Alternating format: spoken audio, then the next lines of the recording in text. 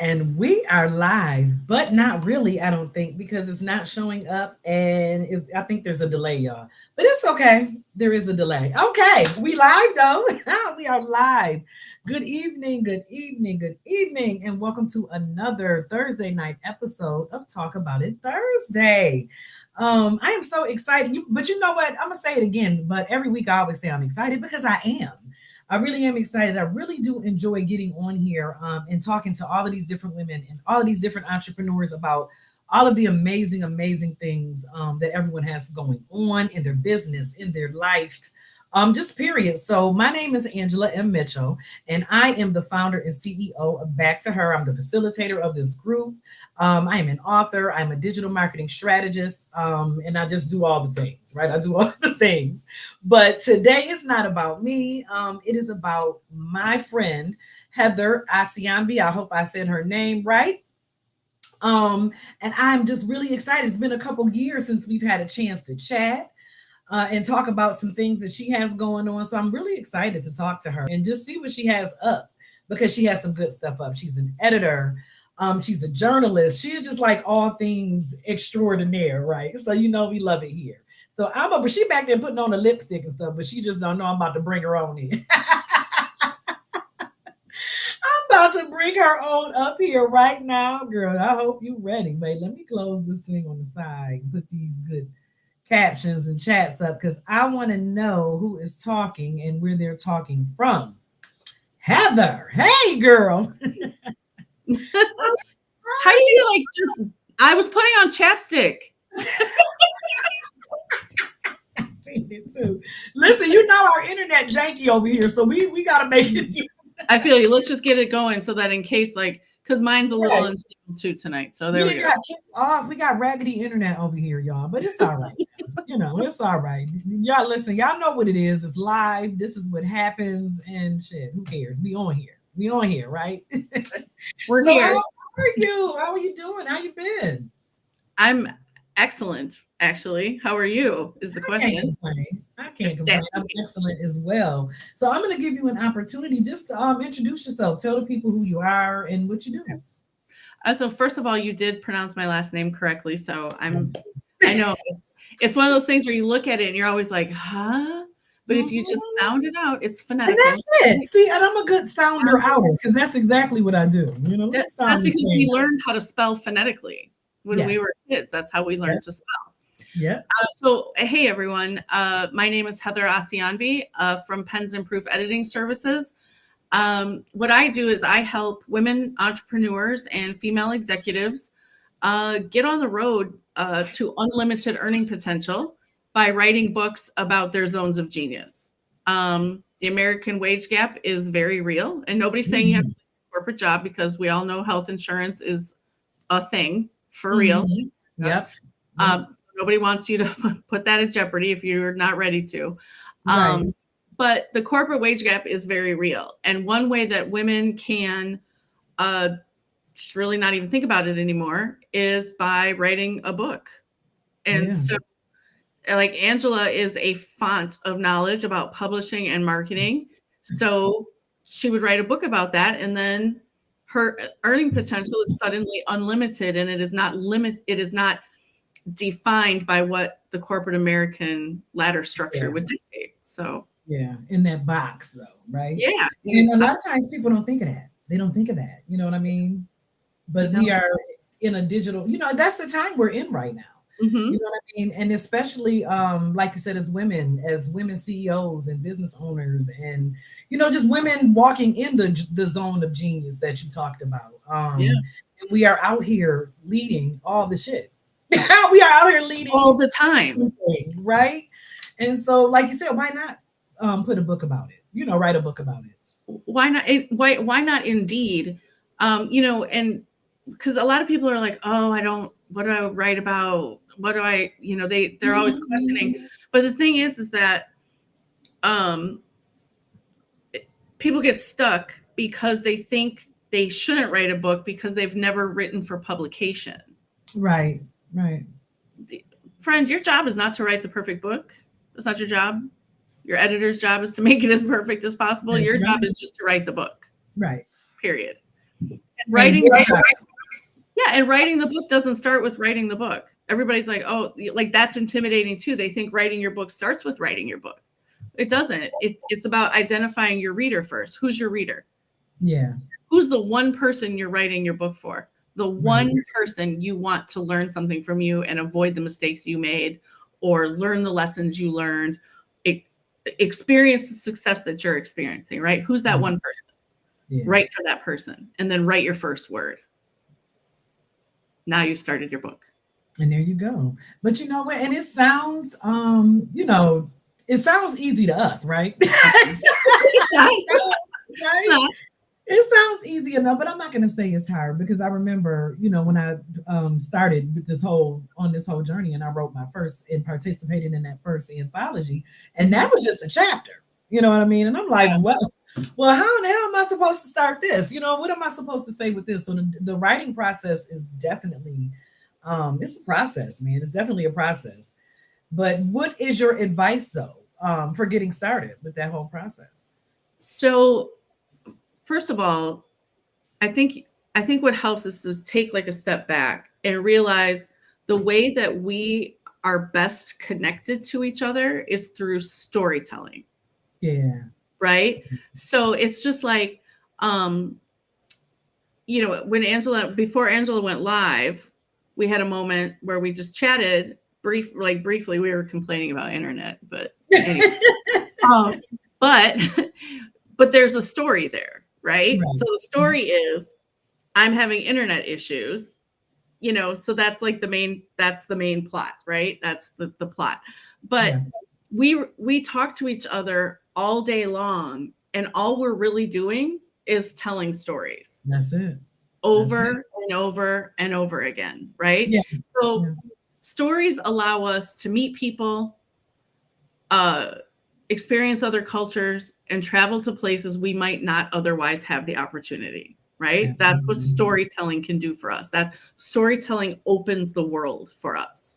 Right. And so when you're thinking about writing a book about your particular expertise, you think about it as you're telling a story. Think about it as you're sitting down, and what do you want the one person that you're writing this book for? Because you can think it's really hard to write for a group of people. Right. But it's easier if you narrow the world down to just the one person. It is. So it's like, if I'm writing a book, I'm thinking about Angela, right? What would I want to tell her if we were sitting down over tacos and margaritas, for instance? Is there ever a bad day for tacos and margaritas? I've had a taco, girl, in so long. Friend, look, there's never a bad day for tacos and margaritas. Right. But if we were sitting down, what would I want you to know? What would you want me to know? Right? Like, these are just conversations. Stories are conversations. Yeah. So when you're thinking about writing your book, you have to first consider the first person, the only person you want to write this book for. Because it's like, what's the thing we always hear in business? Like, your product, your service can't be for everyone, because then it's for no one. That's right. Right? Yeah. So you have to think of your book as a product. Who is the best person that your book serves, right? That's the first step. And then the second step is to decide, what about your lived experiences? What about your work experience, your journey with entrepreneurship, your what it's like to own a dog, be a mom, whatever it is, right? Yeah. What piece of that do you want to talk about the most? What is the most valuable for the one person you're writing for? Right. And then just go for, and then we go from there. Then we're like, okay, so now we have your topic. How does it help your person? And then we answer all the normal questions, right? The 5 W's and the H: who, what, why, where, when, and how. And that's it. Right. It's just that easy, but also not that easy, right? Of course, right, of course. Because we sitting here like, yep, and that's just it. I mean, I can do this We all the sit time. here as Really. editors and publishers and writers. You know what I'm saying, and Yep. and all the things saying, okay, and just do that. But I get it Exactly. though. Yeah, I get it, and it's intimidating. Let me It turn this can be around. really intimidating, but it's breaking those pieces down. So we always hear about self-made millionaires, right? Mm-hmm. There's a lie and a myth. Right. There's no such Right. thing as a self-made millionaire. Everybody has help. That's it. Everybody has help. That's it. Period. Some And kind so of way, right. when you're thinking about your story, who are the people who helped and or hindered you along the way? What role did they play? Who are Right. they? Right? Right. So that's who. What is like the primary point of like the overarching theme of your story? So think about like we're watching TV and the commercial comes on for a movie and there's like that really deep voice guy like in a galaxy. In a world where that's the what of your Yes. book, right? Yeah. Like that's the what. And then why is the action that kicks off the whole point of your book? So think of your book, if you were fiction, right? I might have a whole shelf of fiction and more fiction behind me, right? Like tons of fiction books.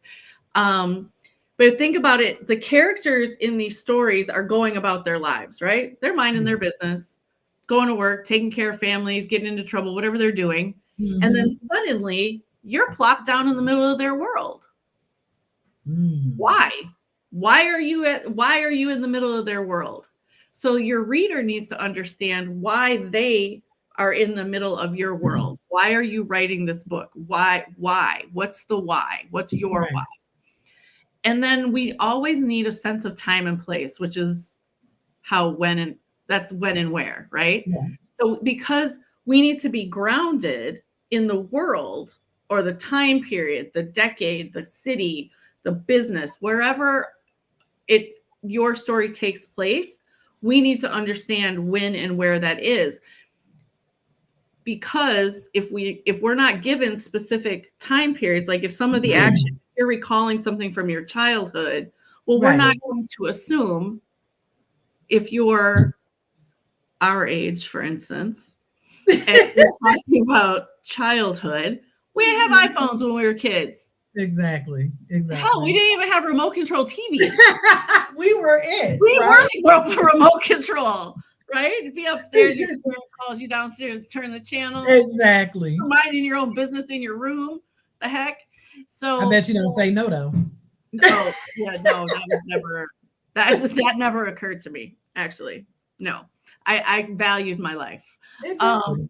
But so when and where does the story take place? And then how do you bring it all together to take your reader on a journey? So there's a distinct a beginning, a middle, and an end.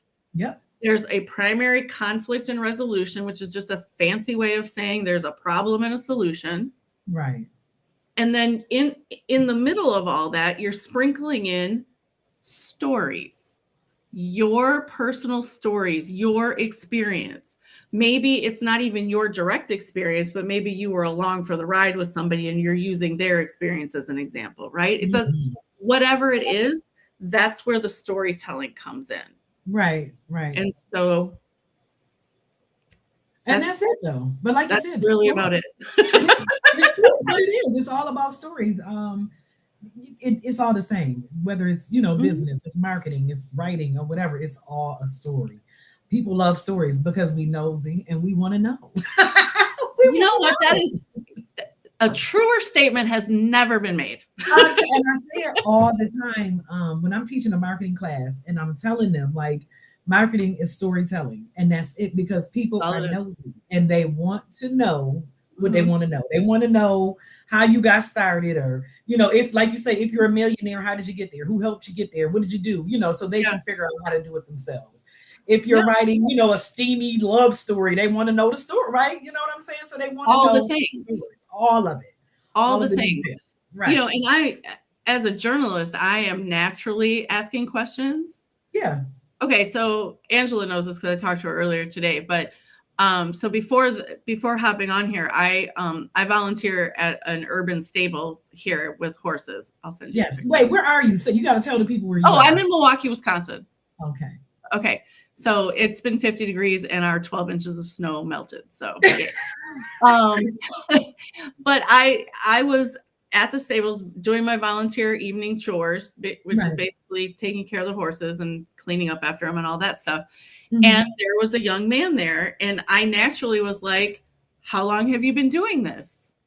I started Yeah. asking the 5 W's and the H, right? How long Right. have you been doing this? What made you get started? Do you like it?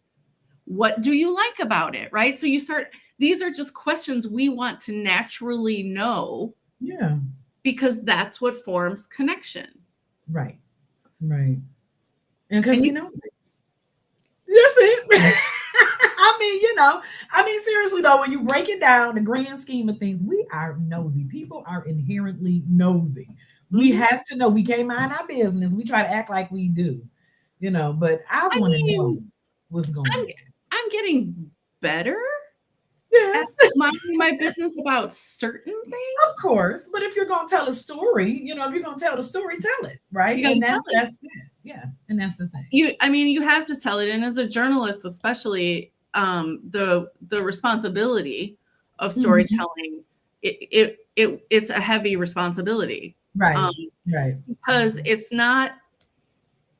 We get a lot of people who are like, "Oh, it's untrue, it's whatever," and it's like, so then we start asking questions. What's untrue about it? Right. What is it that it's actually inaccurate? Or do you just not like the topic or what people or what the people quoted are saying? Mhm. Like there's a Mhm. difference, Mhm. right? So Absolutely. we have to be like really aware of how we're telling the story because we have to make sure that everything is accurate, timely, and 100% true. Yeah. And that we have sources to back it all up. Yeah. Yeah. And So that that's that. I use that experience to inform the authors that go through my program, but then also when I'm editing. Yeah. Yeah. Because you are I an mean, editor. honestly, Angela, I ask, you want to talk about nosy? But you have to though. When I you're ask so editing, many you have questions. to. Yeah, you got to know. If you're doing it, if you're doing it right, of course, then you want to know so that you can be connected with the reader and the story, or with the story that they're telling, so you Yeah. understand and make sure that you edit it, the way they want it to be. So you got to ask the questions. You definitely got to ask the questions. Yeah. And it's funny because when my former business partner and I started our news site, I freelance for her now. Okay. But we were full on business partners. People would be like, "Oh, we're so happy that you're covering, crime in courts or whatever. We like to know what's Right. going on making sure our community is safe." Lies. People are nosy and they want to know why the police were at the end of their street. Yeah, that's it. You ain't talking about nothing about the safe community. You saw the police like, what? They out there out Like, the window. who's What in the there? hell going on out there? What? Whose house they go to? you know? Yep. And then when they figure out whose house they go to, oh my goodness, why is the police at Bill and Mandy's? They got to Yeah. know. Yeah. I thought something was funny about them. Uh-huh. Yep. That's And what you then hear, right? it turns into more of a story, right? And then the Yep. story goes on. So Yeah. absolutely, absolutely. So tell me, you mentioned an author program. Tell me about that. So it used to have a fancy name and now it does not. Because people were like, what does that even mean? Right. Right. So Okay. this Now you know you got to tell the fancy name. Now you can't So it not was say called it. the Authors Authority Academy, and people didn't know what that meant, right? Right. And so that's a good lesson for me was keep it simple. So Yep. now it's just called my 8-week writing program. There you go. There you Because go. you know what? People really don't care. They care about the results that they get Yeah. from whatever your thing is. They don't care what the name is, none of that. Yeah. So what we're doing, so the way the program is designed is that for those of you out there, and you know who you are, you know who you are. You've had a book in your head for 10 years. 10 years. And every single December, you're like, I'm going to get that book written next year. Mm-hmm. I'm going to flip that calendar and I'm going to write that book next year. And then what happens? You don't write the book. Mm-hmm. You don't write the book because you're trying to go it alone, right? And going it Right. alone is never going to get you where you want to go. You always need support. You need support. You need guidance. And I have a proven framework, step by step, that takes you from the beginning of so we're identifying your reader Mm-hmm. all the way through the end, so that you are then prepping your manuscript for an editor. Yeah. And these are nonfiction books. They're not. Yeah. We're not doing novels. These are nonfiction books, and they fall primarily. So the three most popular genres or category rather of adult nonfiction books are how-to, right? How to do something, how to make relationships, how to make your relationship better with your kid, your spouse, your parent, your boss, whatever. Right. Health and wellness. How do you sleep better, lose weight, whatever that is. Yeah. All those things. And then how to make money. Those are the three big ones. Yep. And then the largest or the fastest growing segment of books on Amazon are short reads. So they're 200 pages or less. This is about the size of it, right? This is a 100-page book, so think a little bit bigger. That's not my book, by the way.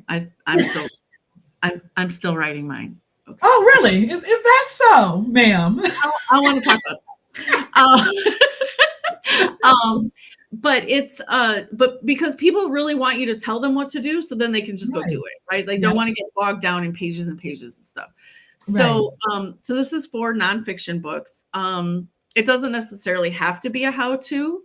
It could be a memoir. And when I say a memoir, I like to use Glennon Doyle as an example. Do you know who she is? Glennon Doyle. Say the name again. Glennon Doyle. I do not. I don't know that. So she's a memoirist, and she's written, I don't even know how many books, but she has a book called Untamed, and that's the book I read. And I highly recommend every woman read that book.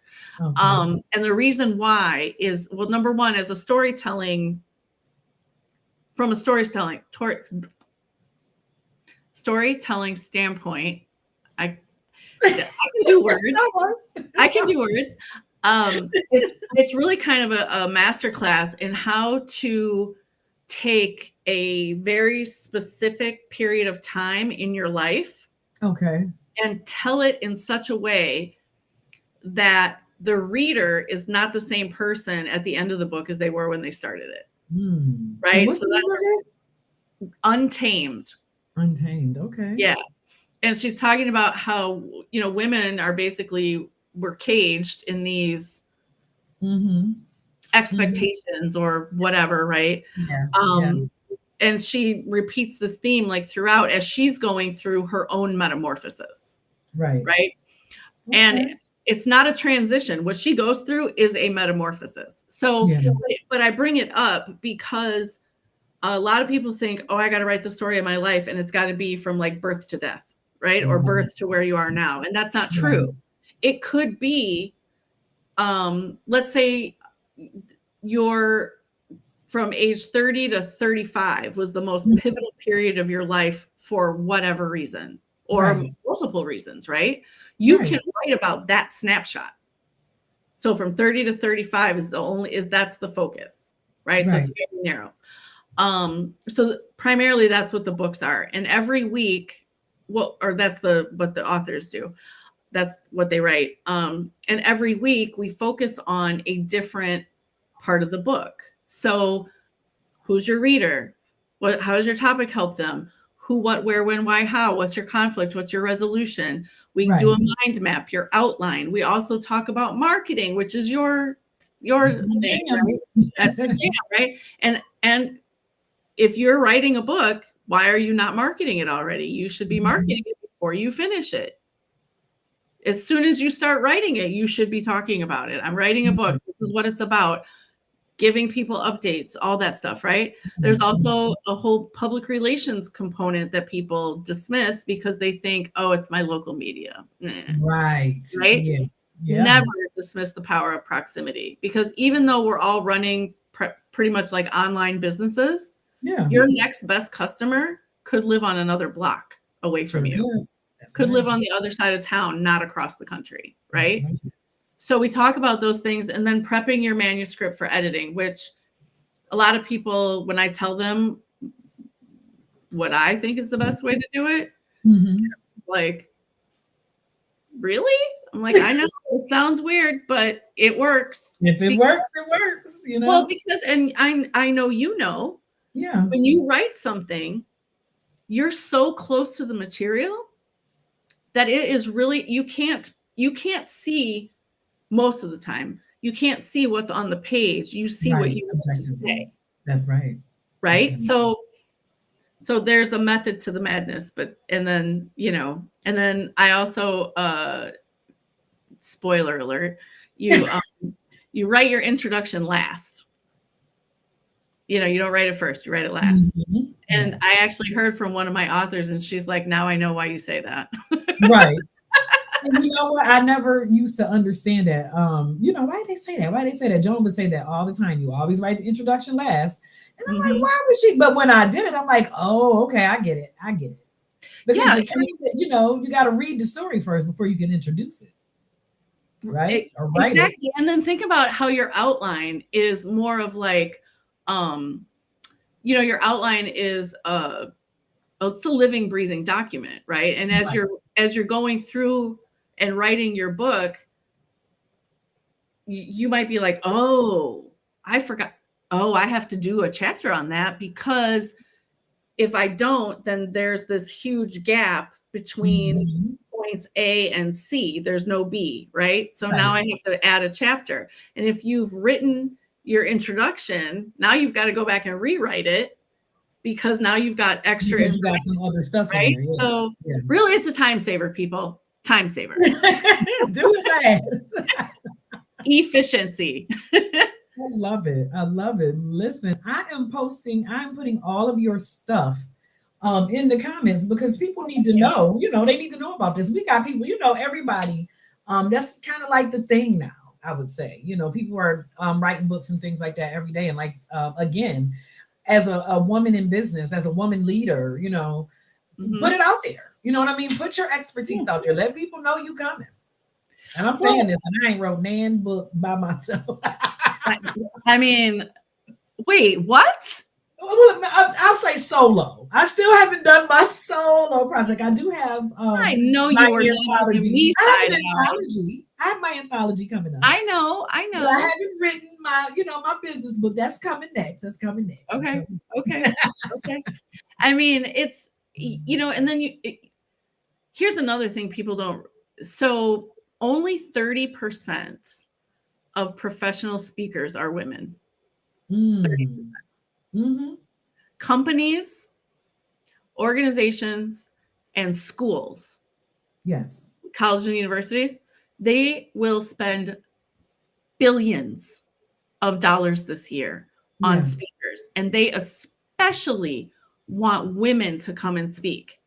Your book is your business card to get on bigger stages, command bigger fees. And then here's a secret. When you get on that big old stage and you're talking to all these people, you can command more money, because you can make sure every person in the audience gets a copy of your book, and those count as book sales. Yeah. And people are like, really? How does that work? And I'm like, well, let's talk about the genius of Prince. Because back when he was not Prince and he had the funky symbol on his face, 2004-ish, I believe it was, he had Musicology was his CD. Yeah. And I know this because I still listen to it. I'm just saying. Yeah. But what he did is he wasn't going through like a record label, right? He wasn't doing that. Everybody who bought a ticket to his concerts got a copy of the CD. Oh, so like we walked into the concert, I got a copy. The people behind me, every single person with a ticket got a copy of his CD. Oh, that's cool. Okay. Okay. And so those counted as That CDs. sales, right? Yeah. Those are all sales. Yeah. So that's another way that you can, use your book. It's like your calling card. Because I'm sorry, but raise your hand if you just love working less and making, or love working more and making less. Crickets. Here, People, I see the crickets. right? But if you like to work less and make more, You right? know? Let's do jazz hands, like whatever, woo. Everybody, and especially for women, Right. because we make up such a small percentage of how many people are actually going out and speaking, the opportunity is tremendous. Yes. But we are changing that. We are changing that every single day. Yeah. Like you said, just 30%. That's crazy, y'all. That's such a ridiculous number. And it's the same thing, and you see it across the board in a lot of industries. I see it in marketing. You know what I mean? There are not a lot of, it's the majority of marketers are white men. And that's the industry. That is definitely the industry. So I'm kicking in doors, baby. I'm kicking this dough down. Absolutely. Absolutely. And wear those pointy toed heels while you're doing it. Look like the badass you are. Come on now, kick it in, baby. Let's go. I'm telling you. But and like you said, it really is a great opportunity for you. And it's just so cool to be a published author anyway. If you don't do anything else with it, it really is it's a really cool accomplishment, Well, and how many people, when you say that you're a published author, they're like, oh, tell me. Right. Like, what? I'm like, yeah, girl. Yeah, I wrote this down. I did, right? Like, it's amazing. And, right. And then it also puts like a neon sign over your head that says expert. Right. Absolutely. Like, you write a book, you are a subject matter expert automatically. Right. So you think about the people who are putting crap out, who are loud and proud about the crap they're putting out. Why can't you be loud and proud about the stuff you're good at? That's right. That's right. I love it. I love it. Well, listen, tell the people how to get in touch with you. I put your links in the comments, but just let them know, where they can find you and where they can reach out to you at. No, thank you. I appreciate that. So my website is, I didn't give that. I probably should. Well, anyway. You can put it, give it, because I put it in there too. Okay. It's pensandproof.com. So it's PENS. So it's plural, pens, and we spell it out, AND, proof, PROOF.com. Pensandproof.com is the website. Also, you can go to bit.ly/8-week writing program, which is the number 8. So 8-week writing program. Set up a call with me. We can talk about your book and how to get into the next cohort. I would love to hear from you. I love hearing from authors and people with ideas. Like, those are always the best conversations. They are. I love it. So thank you for this. I appreciate it. And it was very nice to see you. Everybody liked the conversation, and let me know if you need anything, have questions, whatever. Yeah, absolutely. And thank you. I mean, it's been a minute, so thank you. I'm glad that you had a chance. It has. I think the last time we were on something together was in like 2021. It was the summer. The concert. It was the concert, the conference. It was at that was the last time. Yeah. Yep, you're right. It's 2020. That's 2 years. What is it? 2-3 years ago already. That's crazy. I know. That is crazy. But I also feel like there really hasn't been that much time though, because we communicate through social media right. A couple of different times. Yeah, absolutely. Absolutely. So I follow you, you follow me, we're commenting, right?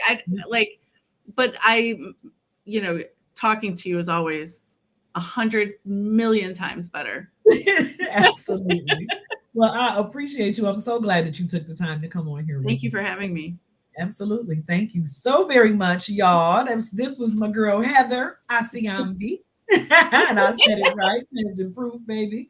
So thank you again. Thank you. And I always say this disclaimer, because when I take people off and they be talking, I just took them. I be like, thank you, and you off the thing. So I'm listen, and I don't do it, I don't do it on purpose. I even do it on the phone. They be like, so you ain't gonna say bye? I be like, all right, we just hang it up. You're like, we're done. Thank you. We're gonna wrap this thing up. Well, thank you, sister. I appreciate Thank you being you. on here. All right. Bye. Listen, wasn't that cool, y'all? It was really cool. As she said, reach out. Her links are in the where do I have the links at? I do have them down. I'm looking at one of the screens here, but the links are in the comments somewhere because we are live in a couple of different places.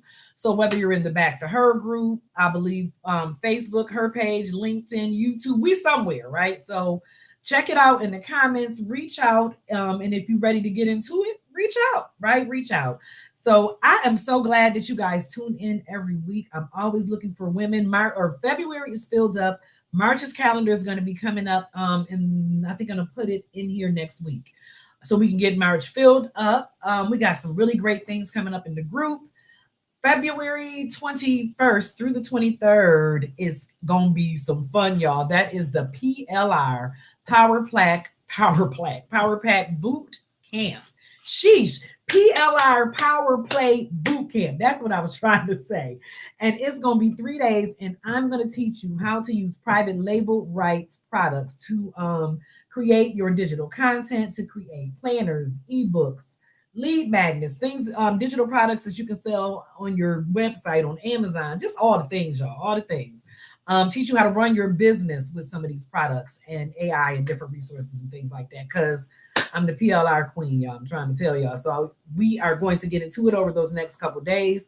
Keep your ear and keep tuned into the group. And that's all I got for today. That's all I got.